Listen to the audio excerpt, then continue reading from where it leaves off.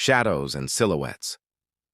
Zara Chen straightened the stack of reports on her desk with practiced precision, her nimble fingers aligning each corner perfectly. The morning light filtered through the floor-to-ceiling windows of Vertex Innovations' executive floor, casting long shadows across her meticulously organized workspace. At 32, she had mastered the art of efficiency as administrative director, becoming as essential as she was invisible. "Morning, Ms. Chen," called the security guard as she passed. She responded with a polite smile, appreciating that at least someone acknowledged her existence. The same couldn't be said for her boss. Leo Blackwood's office door was already open when she arrived, though it was barely 7:30. The 40-year-old CEO of Vertex Innovations had probably been there since dawn, his dark eyes fixed on multiple screens displaying data only he could fully comprehend. He didn't look up as Zara placed his coffee on the coaster beside his keyboard. Black, no sugar, precisely 160 degrees, just as he preferred it every morning for the past 4 years. "The Nakamura presentation is updated with the latest projections," she said softly. "And I've rescheduled the board meeting to accommodate Director Phillips's surgery." Leo nodded absently, his focus unwavering from the screens. "Send the quarterly reports to my tablet." "No, thank you. No good morning. Not even eye contact." Once, Zara had found his intensity fascinating. The way his mind worked at speeds that left others breathless. How he could identify solutions to problems before most people understood the questions. His brilliance had inspired her when she'd first joined Vertex. Now that brilliance cast a shadow in which she'd learned to exist, functional but fading. Zara returned to her desk, settling into the familiar rhythm of her day. Emails categorized and answered. Meetings scheduled with military precision. Problems solved before they reached Leo's awareness. She was good at her job, exceptional even, but recognition wasn't part of the arrangement. "Excuse me, I'm looking for Mr. Blackwood's office." The voice startled her from her workflow. Zara looked up to find a man with warm brown eyes and an easy smile standing before her desk. His suit was impeccably tailored but softened by a deep blue scarf that suggested personality beneath professionalism. "You've found it," she answered, gesturing to the door behind her. "Do you have an appointment?" "Nico Rivera," he said, extending his hand. "Starting today as creative director for the Solaris project." Zara shook his hand, surprised by the genuine warmth in his grip. "Zara Chen, administrative director. We weren't expecting you until tomorrow." "I like to arrive early," Nico said with a slight shrug. "Gets me ahead of expectations." Something about his smile made her own lips curve upward instinctively. It had been so long since she'd smiled genuinely at work that her facial muscles felt strangely awakened. "Let me introduce you to Mr. Blackwood," she said, rising from her chair. Leo barely looked up when they entered. His acknowledgement of Nico's presence minimal despite the importance of the Solaris project to Vertex's future. The introductions were brief and clinical, with Leo delegating Nico's orientation back to Zara before returning to his screens. As they left Leo's office, Nico leaned closer to Zara and whispered, "Does he ever blink?" A small laugh escaped before Zara could catch it, the sound so foreign in these hallways that a passing colleague glanced over in surprise. She quickly composed herself, but something had shifted, like a tiny crack in a dam that had held back parts of herself for too long. "Let me show you around," she offered, leading him toward the elevator. As the doors closed, Nico studied her with unexpected attention. "So, Zara Chen, what's your story?" The question caught her off guard. No one at Vertex had asked about her story in years. She had become part of the background, functional but forgettable. "My story?" she repeated as if testing how the concept felt. "I'm not sure there is one." Nico's eyes crinkled at the corners. "Everyone has a story. Some just need someone to listen for it." The elevator descended, but something in Zara felt like it was rising for the first time in years. Colors breaking through. 3 weeks after Nico's arrival, Vertex Innovations hummed with a different energy. Zara tucked a strand of hair behind her ear, noticing with mild surprise that she'd worn it down today instead of her usual severe bun. The change wasn't accidental, nothing in her life ever was, but the motivation behind it felt new. Earth to Zara. Nico's voice broke through her thoughts. He stood at her desk, holding 2 takeout containers. Lunch meeting, remember?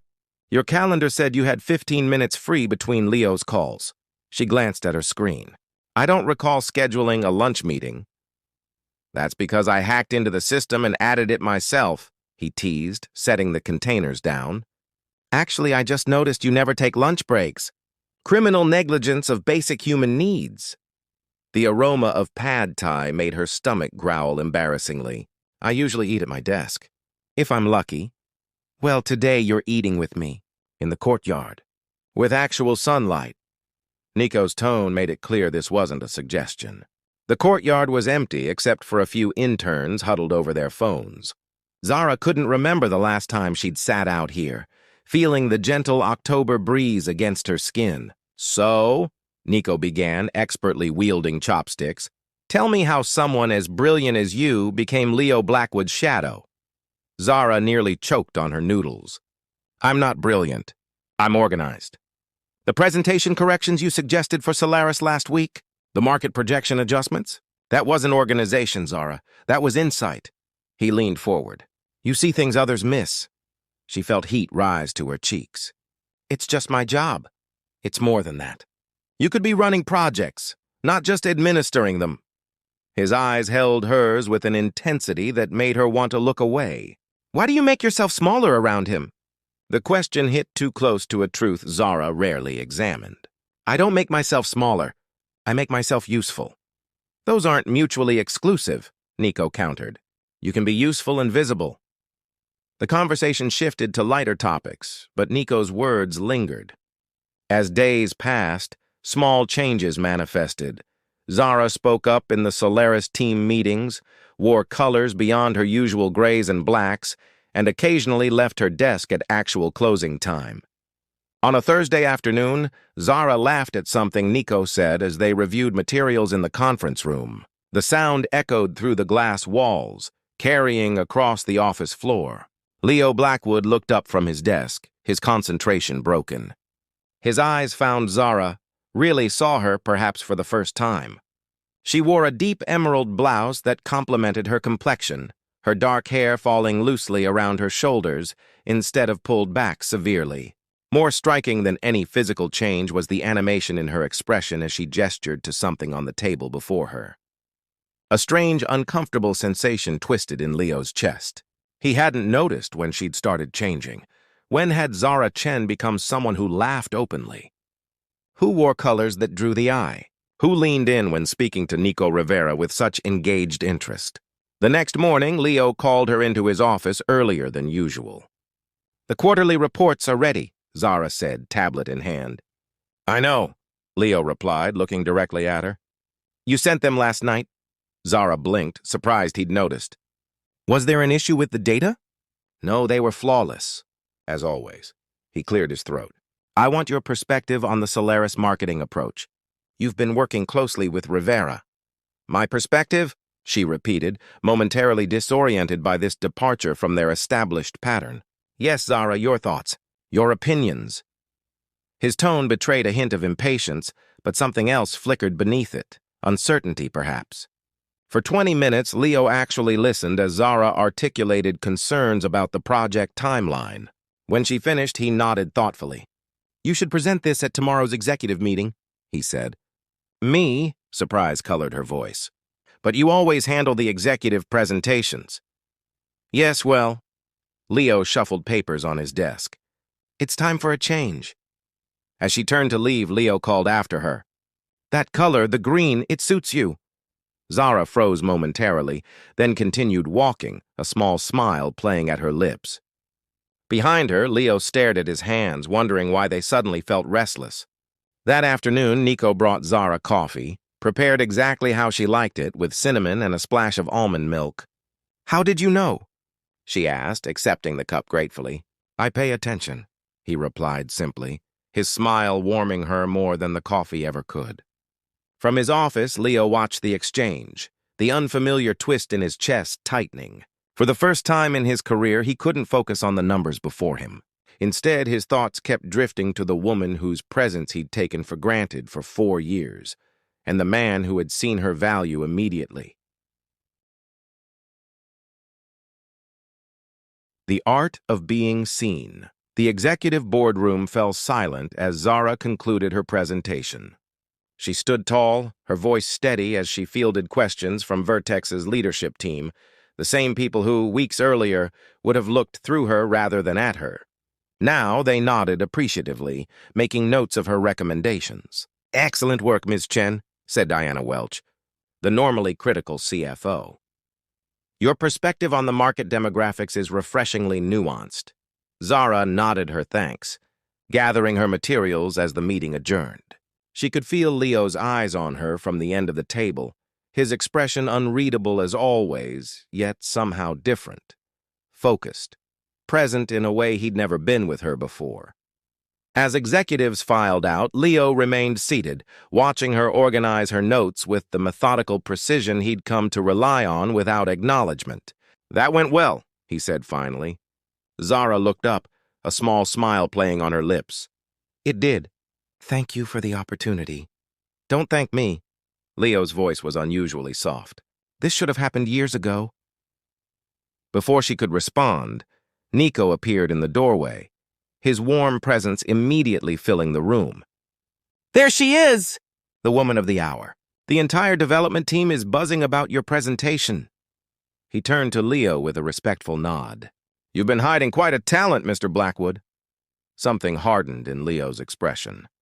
"Ms. Chen's abilities have always been valued at Vertex."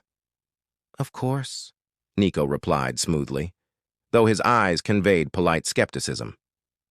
"Zara, we're celebrating with lunch. The whole Solaris team is waiting downstairs." She hesitated, glancing between the two men. "I should prepare for this afternoon's client call." "I'll handle it," Leo interrupted, surprising both of them. "You should join your team." The word "your" lingered in the air between them, an acknowledgement that Zara had become more than his assistant, more than a shadow. She had stepped into her own light. "Thank you," she said simply, gathering her tablet. As she walked past Leo, he caught a hint of her perfume, jasmine and something uniquely her, and wondered how he'd failed to notice it before. Over the following weeks, Leo's behavior shifted subtly. He began stopping by Zara's desk instead of summoning her electronically. He asked about her weekend. He remembered details from conversations they'd never actually had, gleaned instead from overheard exchanges with others. One evening, as Zara prepared to leave, on time, a new habit she'd developed since Nico's arrival, Leo emerged from his office, coat in hand. "Working late again?" she asked, surprised to see him ready to depart before midnight. "Actually, I'm trying something new," he replied, a hint of self-deprecation in his voice. "Apparently, humans need what scientists call work-life balance." The attempt at humor caught her off guard, and she laughed softly. "Revolutionary concept." "Indeed." He hesitated, then asked, "Are you headed to the parking garage?" "I could walk with you." The elevator ride was filled with an unfamiliar tension. Leo stood closer than necessary, his usual aloofness replaced by an awkward attentiveness. "The quarterly reports exceeded projections," he said, breaking the silence. "Your forecasting models were spot on." "Thank you," she replied, studying him with newfound curiosity. "Though you never mentioned my models before." Leo's jaw tightened slightly. "I notice more than you think." "Zara." "With all due respect, Leo," she said, using his first name for perhaps the first time, "you've never noticed me at all." The elevator doors opened before he could respond, revealing Nico waiting in the lobby, 2 cups of coffee in hand. His face brightened upon seeing Zara. "Ready for our gallery night?" he called. Leo's expression shuddered instantly. "Gallery night?" "The Rivera family owns a small gallery downtown," Zara explained, stepping out of the elevator. "Nico's sister is debuting her collection tonight." "I see." Leo's voice had returned to its usual detached tone. "Enjoy your evening." As he watched them leave together, Leo felt something he hadn't experienced in years, perhaps ever, regret, sharp and insistent, for all the moments he'd missed, all the coffee cups placed silently on his desk, all the late nights he'd taken for granted. Zara Chen had been there all along, and only now, as someone else appreciated her, did he understand what he'd overlooked. In the gallery that evening, surrounded by vibrant paintings that seemed to capture emotion in color, Zara found herself speaking more openly than she had in years. Nico listened attentively as she described her dreams beyond Vertex, beyond being someone's support system. "You deserve to be the focal point, not the frame," he said, his hand briefly touching hers. Across the room, Nico's sister observed them with a knowing smile. "My brother always sees people for who they could be, not just who they are." Zara considered this, wondering when she had last allowed herself to imagine who she could be. The answer came with surprising clarity, since Nico arrived, since someone finally started seeing her. Yet as she sipped champagne amid beautiful art and warm conversation, her thoughts unexpectedly drifted to Leo, to the confusion in his eyes when she'd said he'd never noticed her, to the tentative attempts he'd been making to connect. For the first time, she wondered what he might be like beneath his carefully constructed walls, and why that possibility suddenly mattered. Crossroads and confessions. Rain pattered against the windows of Vertex Innovations, matching the rhythm of Zara's fingers on her keyboard as she worked late into the evening.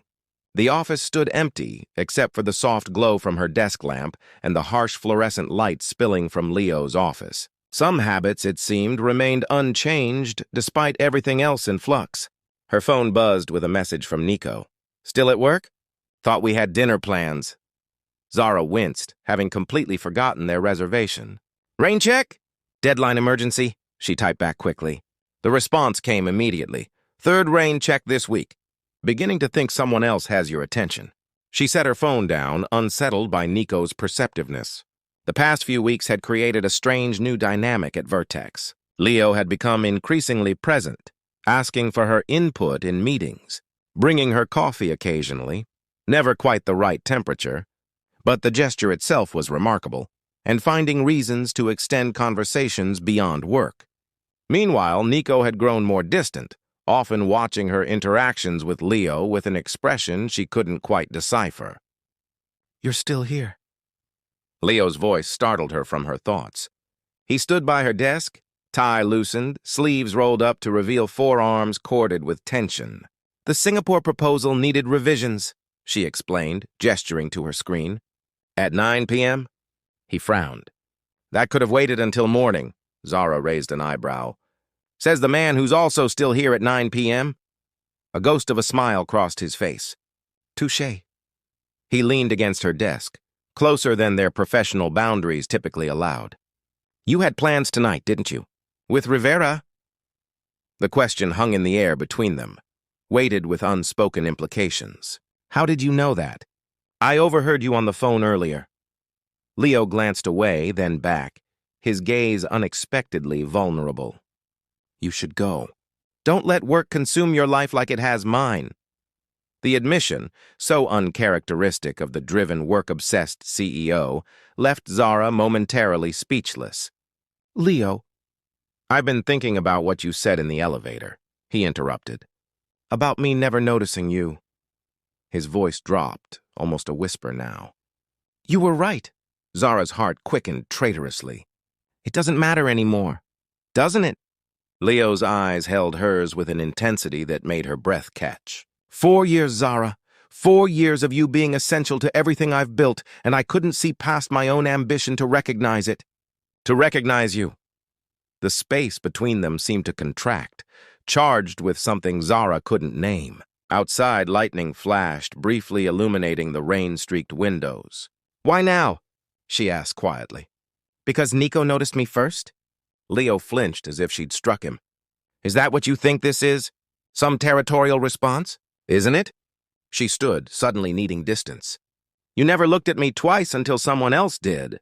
"That's not—" Leo ran a hand through his hair, frustration evident in every line of his body. "Yes, Rivera seeing your value made me realize how blind I'd been. But this isn't about him." "Then what is it about?" Zara demanded, years of invisibility fueling her words. "Because for 4 years, I was nothing more than the person who made your life function seamlessly. I stayed late. I anticipated your needs. I rearranged my entire existence around making you successful, and you never even knew my coffee order. Leo stepped closer. Almond milk with cinnamon. You bring lunch from home 3 days a week, always something you've cooked yourself. You keep fresh flowers on your desk, never roses, usually something wildly colorful. You hum when you're concentrating so softly you don't realize you're doing it. His voice softened. I noticed, Zara.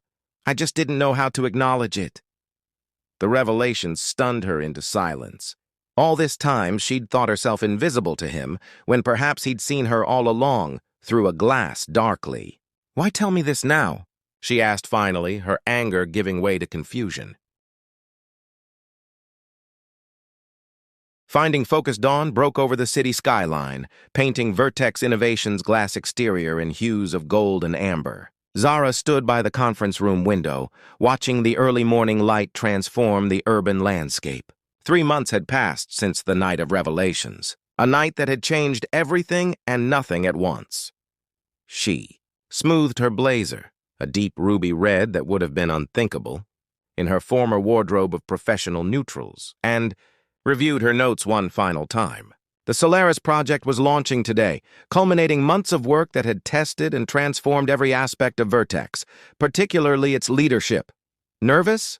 Leo's voice came from behind her, warm with a familiarity that still felt new. Zara turned, taking in his presence, the slight dishevelment of his hair, the coffee cup in his hand. The way his eyes found hers immediately, focused and present. Not nervous, ready. He nodded, understanding without explanation. The board is impressed with the direction you've taken, Solaris. Innovation director suits you. So does having my own office, she replied with a small smile. After Nico's departure and his startling revelations about the board's concerns, Vertex had undergone significant restructuring. Zara's promotion had been among the first changes, acknowledging talents that had been overlooked for too long. Leo moved beside her at the window, their reflections overlapping in the glass. Have you heard from Rivera? He sent congratulations on the launch. He's in Seattle now, shaking up another company's dynamics. Zara glanced at Leo. He was right, you know, about both of us. The admission hung between them, part of their ongoing reconciliation with the past. The night Nico had revealed his partial ulterior motives had left them both reeling, forced to confront not only their professional relationship, but something far more complex growing beneath it. I'm having dinner with my sister tonight, Leo said, changing the subject with characteristic abruptness. She's asking if you'll join us. Zara's eyebrow arched in surprise. Your sister wants to meet me? The woman who once referred to your assistants as temporary furniture? Leo winced at the reminder of his family's notorious dismissiveness. She's curious about the person who finally made me understand there's life beyond quarterly reports. His hand found hers, tentative despite the weeks they'd been navigating this new territory. I'd like you to come, but only if you want to. The gentle deference in his request, so different from the demanding CEO she'd worked under for years, made something in Zara's chest tighten. Leo was trying, learning to see her needs as equal to his own. It was imperfect progress, but genuine. I'll be there, she promised, squeezing his hand briefly before professional boundaries reasserted themselves as employees began filtering into the office. As they separated to prepare for the launch presentation, Zara recalled the gradual metamorphosis of their relationship after Nico's departure. There had been awkwardness, misunderstandings, and moments when old patterns threatened to reemerge. Leo had struggled to articulate emotions after years of suppressing them. Zara had battled her own fears about being truly seen after so long in the shadows. They had agreed to move slowly, deliberately, building a foundation of mutual respect professionally before exploring what lay beneath the surface. Late-night strategy sessions had given way to dinners where work was deliberately not discussed. Coffee delivered to her desk came with notes that evolved from politely appreciative to personal, sometimes even playful. The launch presentation unfolded flawlessly, Zara and Leo moving in tandem through the demonstration of Solaris's capabilities. The board members nodded approvingly, particularly at their seamless partnership, the innovative director's vision complemented by the CEO's strategic experience. Hours later, after the champagne toast and congratulations, after the executives had departed and the cleaning crew had begun their rounds, Zara found herself alone in her office, savoring the quiet triumph of the day. A soft knock drew her attention to the door where Leo stood, tie loosened, jacket discarded.